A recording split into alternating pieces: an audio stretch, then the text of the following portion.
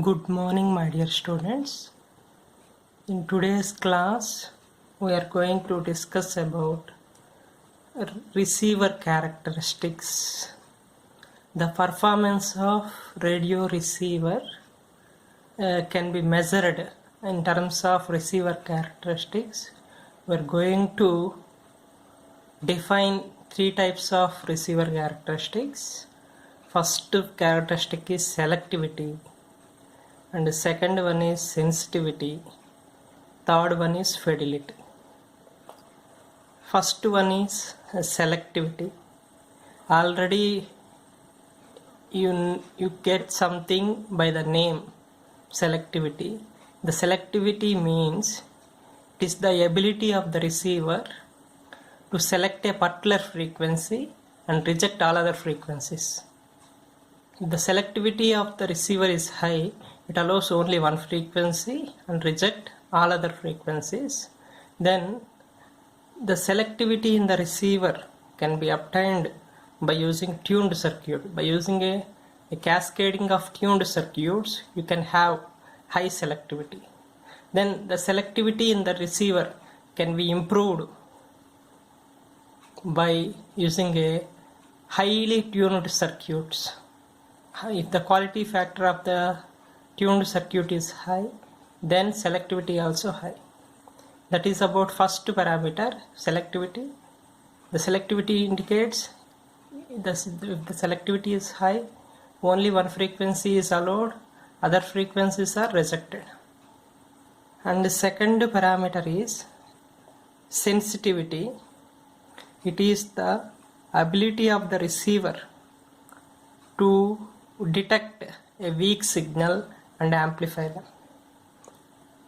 And then if the receiver gain is more, then sensitivity also high. If the sensitivity indicates it is the ability of the receiver to detect a weak signals, to pick up a weak signals and amplify them. And the third parameter is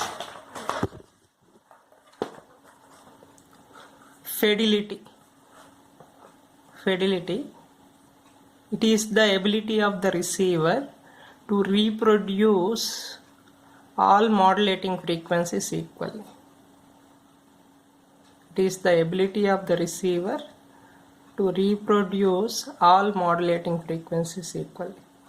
If you observe fidelity curve, this is fidelity curve.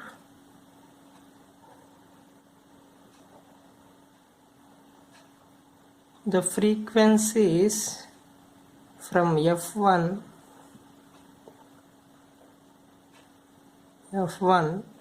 to F2. The frequencies from F1 to F2, the amplitude is constant. That means all frequencies in this range are equally amplified. That means it is the ability of the receiver to equally reproduce all frequencies. And this is about radio receiver characteristics. This is about the fourth unit. With this, the fourth unit is completed. In the fourth unit, first we discuss about sampling theorem. The sampling process will convert a continuous time signal into discrete time signal, and to reproduce original signal from its samples, the sampling rate Fs should be far greater than 2Fm, and that is about sampling theorem. And next we discussed about pulse modulation techniques.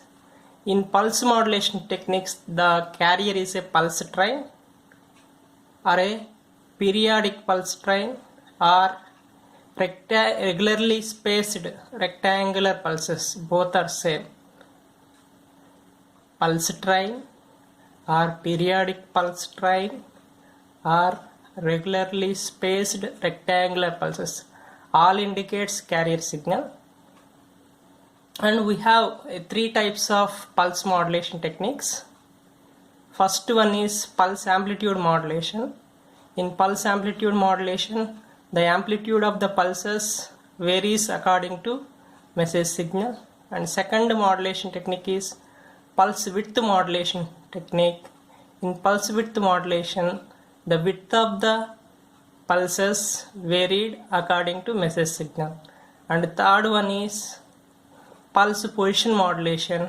In pulse position modulation, the position of the pulses varies according to message signal. In 3 modulation techniques, the pulse position modulation is efficient because it consumes less power and it has low interference. And this pulse width modulation and pulse position modulation combinedly called as a pulse time modulation techniques. The pulse width modulation also called as pulse duration modulation. Okay, this is about the 4th unit. Thank you very much.